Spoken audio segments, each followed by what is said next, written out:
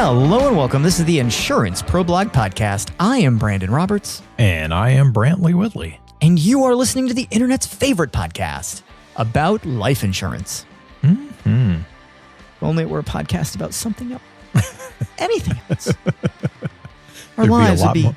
So much more interesting. There'd be a lot more people interested, that's for sure. There would be. There would be indeed. So today we want to answer the question, how much cash value life insurance do you actually need?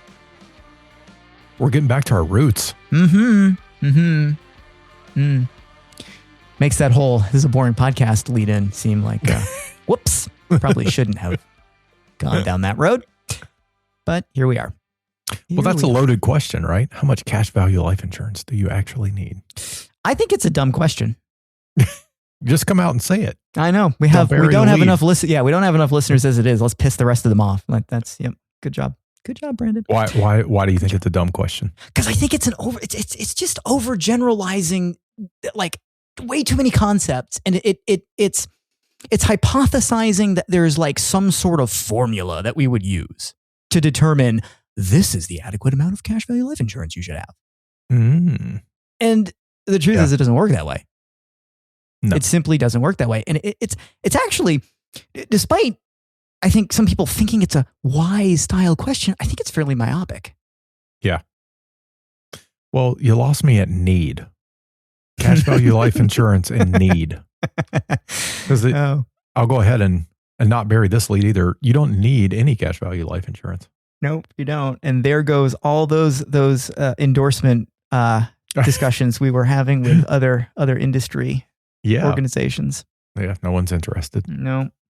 Forget those guys. I only mean it in the sense that in the absolute definition of need. Yep. I didn't say you didn't need life insurance. Right. I said you didn't need cash value life insurance. No. There's a distinction. There is certainly an argument out there that could be made. We might have made it a time or 10 that there are very, very, very limited circumstances where you could just tear it down to absolute necessity and prove that, you have to have permanent life insurance. Right. I mean, we're big fans of it, but not for that reason. Correct. It is a product of want. Yeah. It just is. But it may, I know we're going to get into this specifically, but it may solve a host of other problems that have very little to do with the death benefit.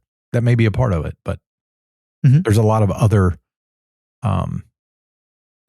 things that it addresses or could potentially address. That's why I labeled it myopic. I think that when you try to broadly kind of look at, well, how much do I need? You are overlooking by a lot the specific applications of life insurance in its many, many forms and figuring out, okay, this is what it does. Now, to what degree do I want that in my life? Right. And just so you know, everyone, 0 is an acceptable answer. That's right. We've talked to some people who 0 is the conclusion that they reached. Yep. That's fine. Yeah. Doesn't ruin my day. Or maybe they were just being nice and saying 0 was the conclusion. It was really just us they didn't like. So. Which is also okay. The truth is a lot, but there's this other agent I like way more than you because he's just a nice person. And that's I know. That happens. That's also acceptable. So I am not everybody's cup of tea. But what you're getting at is there's no universal scale here. No, there is not. There's not. There's not some rule of thumb. We can't say, oh, well, you make $400,000 a year. Therefore, you need to have at least 10% of your death benefit coverage in permanent life insurance. Right. That's not how it works. I understand there's people who want that to be the answer because that's simple and that's understandable. And there's even people selling life insurance who want that reality to exist because that's a way easier discussion.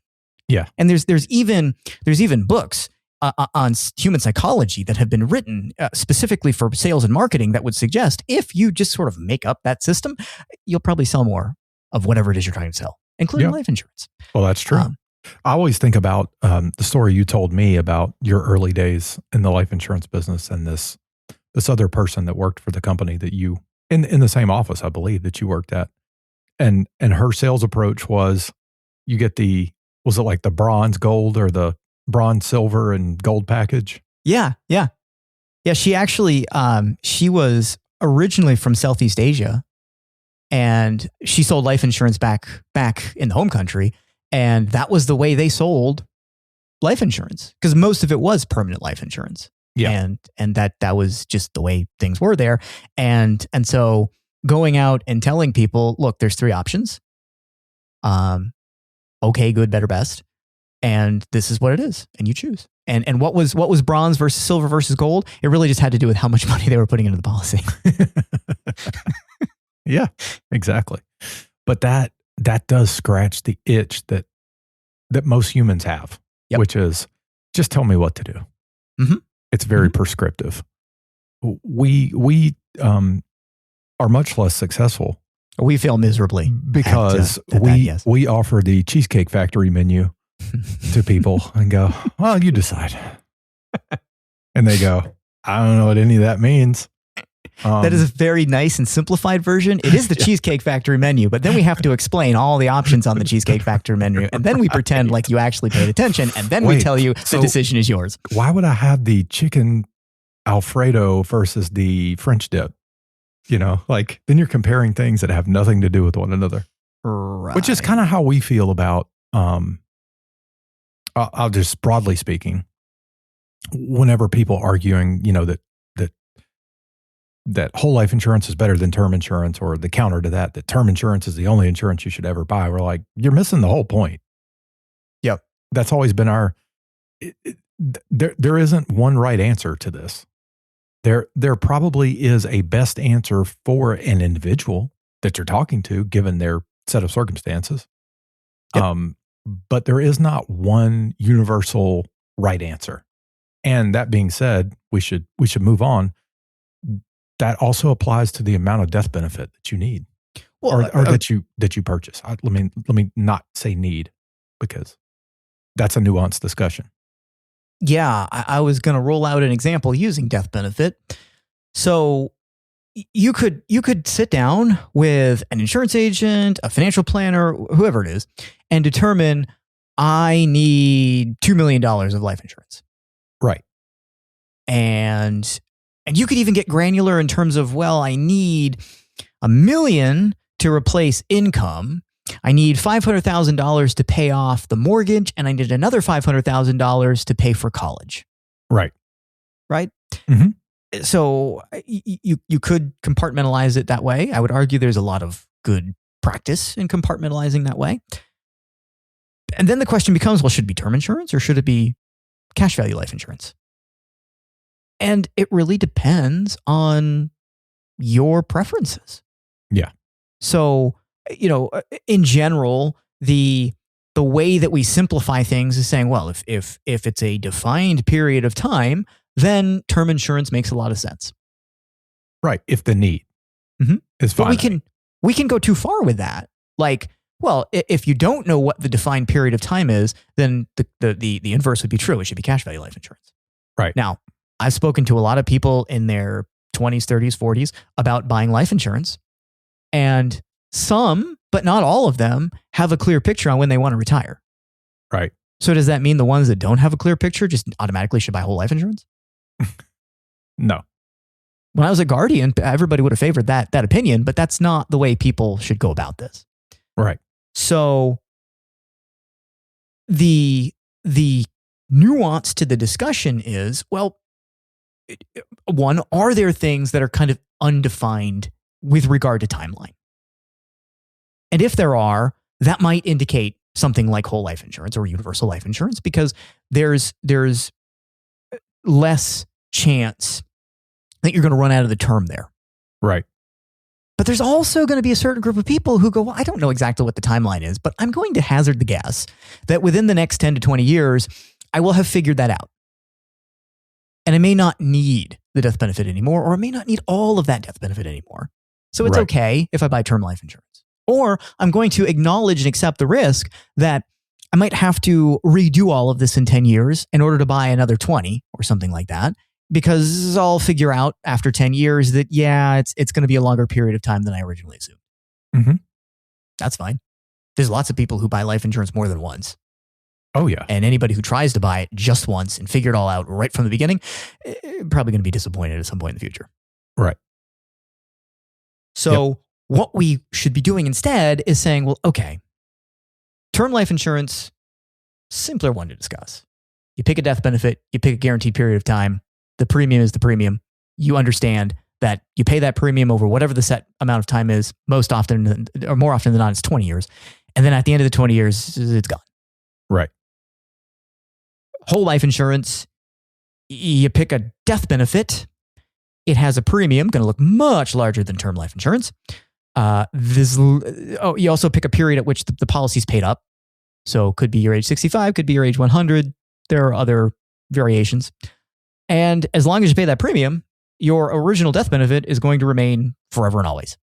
Yes. And in addition to that, there are a number of policies that earn dividends, and those dividends could, over time, grow your death benefit even higher. Mm-hmm. And it's whole life insurance, so there's a cash value component to it. But we'll set cash value aside. We're just talking about death benefit right now. Then there's universal life insurance, and let's not. These examples are probably dreadfully boring. But those are the differences. So now you get to choose how much of which one you want. Right. And that's how we should be approaching this style of question. Mm-hmm. And I've done this for a lot of years. You've done this for a lot of years. What we have discovered is that there is no universally correct answer. Right. Because people are going to have different needs. And look, there are certain needs that we can pull up and say, those are generally more indicated for term insurance, and these are generally more indicated for cash value life insurance. For sure, those can segment in that fashion. But there's going to be a group of people who say, well, I may have a death benefit need that would be more indicated for term life insurance because, let's say it's college. Like, I have a kid, 5 years old. I know exactly how many years roughly are left before they go to college. Right. So if I'm trying to hedge the risk that I might die within that time and not be able to save enough money to pay for college, there's life insurance that will take care of that. Right. I can pick a term period that matches that. Right. And everything will be fine. Mm-hmm. Mm-hmm. But there are some people who are going to look at it and say, yeah, I get that, but I'd feel more comfortable if it were a whole life policy. Right. Because maybe they don't go to college right away. Or maybe there's any number of things that I just decide, maybe they don't go to college. At that point, I could just give them the cash in the whole life policy. Right. So that's a circumstantial preference thing. Yep. It's not a rubric thing. Right. Exactly. What about the amount itself? The death benefit? In terms of what is the need for amount of death benefit? Yeah. Or Yeah. So that is a topic for discussion among individuals. I think at a super simplified standpoint, 10 times income is kind of the typical kind of low end of adequacy. Yeah. For most people. I have always but that's favored. very dependent on your age as well, as we know. Yes, it is. Yes, the younger you are, the many more time multiple it should be. The older you are, the more 10 becomes a more comfortable, adequate realistic. Number. Yeah. Always been a big fan of thinking in terms of capitalization. If you're gone, to basically say, well, what kind of money would we need to have in order to take that sum and create income with it forever and always? That's my preference. Going to be something larger than 10x. It is. Yeah. That's my preference because I'm an insurance agent. I just want to sell you more life insurance. So that's my way. Well, I only brought it up because there's no universal method for calculating that. No, there are multiple ways, multiple philosophies. I think a lot of people believe there is a right answer and that everyone does it the same. You could sit down with 5 different agents and get 5 different answers. You could get 5 wildly different answers. And I'm going to say this at the risk of somebody emailing us afterwards to point out that I'm just email Brandon. LOL wrong about this. But I don't believe, outside of some like extraordinary circumstances, like the Larry King situation from years ago, but in general, people do not litigate insurance agents or insurance companies because they were sold too much life insurance. Right. I've never heard of it. I mean, I'm not aware of any open legislation where somebody bought $5 million of term life insurance and later sat down with a financial planner who said, oh, I only needed 3. And then they decided to sue for the overpayment of premium. I don't think it happens. Right. And there is no law, so that's where I'm going with this, that says, oh, well, if you make X amount of dollars, or have whatever the circumstances, you should have this much life insurance. We know the number. And if the agent tells you less or more, then you should sue them. Right. That's not how it works, because there isn't a universally agreed upon number or even formula that figures out the amount you should have. There is a range, and we should fall in that range. Yeah. And look, I mean, I've worked with people at times, not in a while, but where we did an analysis and came up with a number and they just couldn't afford that. Yep. And so they had to compromise on, well, perhaps we won't take care of these things, but we will take care of these other things. And so that's why we say there's no universal answer. Because sometimes what someone feels they would like to have or like to cover is not feasible in their budget. So, yep. Now, typically that's not the case because term insurance exists and term insurance is super affordable. But it may exist in the context of, I really wanted whole life insurance, but I just don't have the money to pay the whole life insurance premium. Yeah. And the answer is totally acceptable, that it just becomes term life insurance. Yeah. And they may not love that because they'd rather have whole life insurance. But look, if you die, no one cares what the policy was. No one asked. I think I learned that the first week of training. No widow ever asked, was this whole life or term? Oh, we're just full of them. Yeah. But it's true. We've been around too long. It's absolutely true. Yes. Now we should talk about cash value life insurance, or we should talk about the use of cash inside cash value life insurance, because that's kind of what we're known for. Yeah. And again, we have this discussion about what's the adequate amount. Like, I've been asked a few times in my years by people who come to us to buy whole life insurance or universal life insurance. And please do not take this as a criticism. I understand that this is new for the layperson. So if you come and you ask me this question, I'm not going to yell at you. I don't dislike you. I get where you're coming from. I've been asked numerous times, well, okay, here's my income, here are my assets. How much whole life insurance, for example, should I incorporate? And there is not an answer to this, because there is not a formula we can follow that says, oh, you should have 15% of your net worth in whole life insurance. And if you do that, magical things will suddenly happen. Yeah. Nor is it, well, you should be saving 10% of your income in cash value life insurance, because that's the magic number that'll make everything better. Yeah. The industry just had a collective gasp going, 10%, that's it. The frustrating part for people asking that question probably is, if you ask us that question, you're going to be met with a lot of other questions coming back at you that seem to have nothing to do with the answer to the question that you asked. Right. But they do.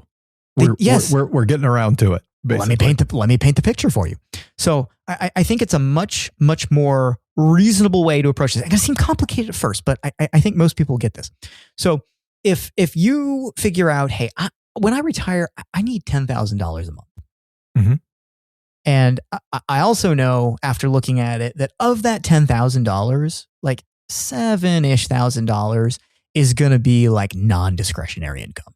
Like, that's what I need to do to make an income in order to ensure that all of the basic necessities are taken care of. However you define them, by the way. Sure. So some people have a different idea of what a necessity is versus what is not. I don't care about that. All I need to know is what's the number that needs to be safe money. Right. Let's also say, for this example, that you know from your Social Security statement that your Social Security benefit at retirement, full retirement will be like $3,500. Right. So we know that you've got half of that $7,000 number taken care of. Mm-hmm. There's going to be people who get into this discussion about Social Security viability and solvency and stuff. Let's just set that aside for right now. So $3,500 is taken care of. You need another $3,500 in really, really stable, guaranteed income. Right. I can show you what you need to do with whole life insurance or index universal life insurance to get to $3,500 a month. Right. And that then answers the question, how much is needed? Right. And that's the way we should approach these things, because that gives us a much more solid understanding of why you would even buy it in the first place. Right. Agreed. And I know some people are going to hear me say that and go, well, that's him trying to justify. No. I'm trying to justify to myself. Why are you doing this in the first place? Right. Because that is a question that we ask ourselves when people come to us. Maybe that sounds crazy. I've talked to other agents who think I'm nuts, but like when somebody says, hey, I want to buy life insurance, there's a part of me that wants to understand why you would own life insurance. Right. Well, I think that comes from, at least for me, I can't speak for you, but I think we're similarly aligned here. We know that this is a multi-year commitment. Mm-hmm. In other words, I don't think there's ever been a person who wasn't disappointed with the first several years. Now, we do our best to adequately prepare people for, hey, this is not going to look great for the first several years. Some people listen, some people don't. Some people understand what we're saying, and some people maybe they did it one time and they forget. I don't know. But what we're trying to do is make sure that you have the proper expectations for, one, how long it's going to take to produce the result you're after, and two, that you understand that so that, we aren't faced with a situation a couple of years in where you're disappointed and then you unwind and you lose a bunch of money, and we just don't want that. I have no desire for that. I want to leave people better off than when they came to work with us.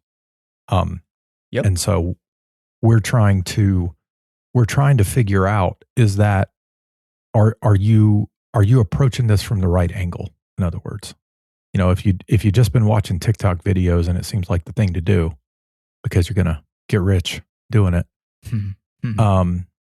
we're happy to talk to you, but we'd like to sort of recalibrate the expectations. Yeah. And time goes on, lessons get learned. The entire time that we've worked together, which is now over a decade, we've put a lot of life insurance policies in force. Yep. Put a lot of big life insurance policies in force. Correct. And there's one that stands out in particular to me that was a large case that seemingly came out of nowhere and had no justification for its existence. Weird story. Person actually paid us for consulting by telling us that, hey, I'm thinking about buying life insurance from a friend of mine, but I don't want him to know that I'm thinking about doing it. So I want to get some unbiased opinion on this first. And then if it makes sense, I'll go and engage him to buy the policy. Mm-hmm. We said, that's fine. Here's what it costs. He was totally happy to do that. We did it. And looking at a situation, our assessment was, you could. I don't know that there's a huge advantage over what you're doing right now, but you could do it. Kind of lukewarm, in our opinion. Here are the benefits from a tax perspective that you'd get from it. So if you're going to do it though, this is specifically how you should go about it. Like we put the proposal together for him and said, bring this to your person and say, this is what I want to do. And you will have the best foot forward for purchasing life insurance in your situation as we understand what is the right option for you. He disappeared for several months. I shouldn't say that. He thanked us, and that was the end of that, as far as we thought. And then several months later, he pops up out of nowhere and says, hey, I want to buy life insurance, specifically that policy that you showed me, and I want you to sell it to me. So we were like, cool. Don't know why this great fortune has befallen us. Don't even understand why he's buying the life insurance policy necessarily. I mean, we understood the facts as we did the consulting, but like our assessment was you could skip it. I don't think your life's going to change measurably either way. So we sell him this policy. And 6 months later, out of the blue, we get a notice that he called the insurance company requesting to cancel it. Yep. And that is the only time we've had a policy go away in the first year. Yeah. And it's one of a handful, maybe, of policies that have gone away since we've been doing this. Yeah. And the other ones we understand. I mean, some people fell into some really horrible situations. Just life has a way of there were reasons. This one had no explanation. Dirty. Yeah. This one just went away because we didn't understand something. And I attempted to find out why. I never got an answer from this individual. So that has always made me a little nervous when it comes to people who just show up and say, hey, I think I want to put $30,000 a year into a life insurance policy. Right. What do you got? Yeah. Like, we want to slow the pace down a little bit and understand the why. We're terrible salespeople. I know. We really are. Every insurance sales manager that's out there is listening to this today going, okay, there's some stuff maybe. Then we said that. And nope. We're not letting the agents hear this thing. Let's be honest. There are no sales managers listening to this podcast. There are not. There are not.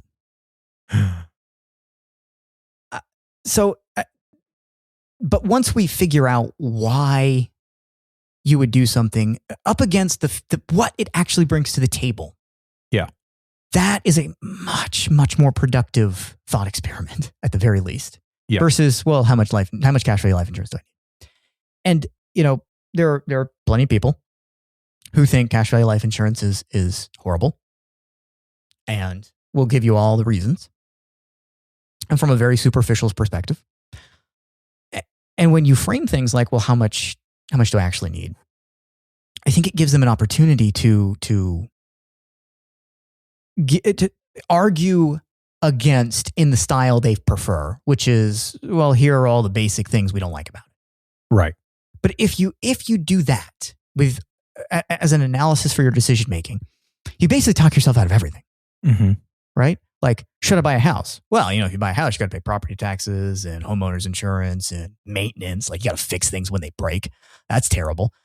Just don't buy a house. I'm on board with that plan.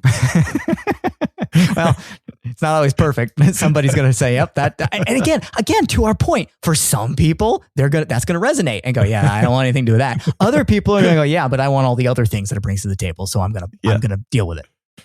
Well, look, in that example, in my case, there were a lot of things it brought to the table when I had young kids at home. Mm-hmm. Now that I don't. There's a lot of empty rooms. There's a lot of things that just feel like a burden more than a blessing. You and your wife could say, hey, you and your wife could do what my in-laws do, and you could set up all the bedrooms as different little TV rooms, and then it could be a random decision every night. Which one are we going to watch TV in tonight? Well, if we did that, then one could be on the Hallmark channel, and then I could be in another room watching what I want to watch. Let's be real. There is that option too. Yeah. So the old saying is, if you're not getting the right answers, you're not asking the right questions. Right. And I think this is one of those examples where the question, how much do I actually need? It's too basic. Right. It's too superficial. It doesn't get into the specifics of what it is and why you would do it in the first place. So there is no answer here. How much do you actually need? I can't tell you. And if you want to get super technical, actually need 0 is often the right answer. So it really comes down to, why would I do it? What does it bring to the table? And if I like that, how much of it do I want as a part of my life? That's how you do it. Right. Which is what we always get around to with people. Yeah. That's what if you aren't asking the questions, then we're going to ask you the questions. Mm-hmm. We are. That's what we do. And if you want to buy life insurance, we should probably put this at the beginning, not the end. You can go to theinsuranceproblog.com, click on the Contact Us button, and send us a message. Yes. Yes, you can. All right. Any final thoughts on this?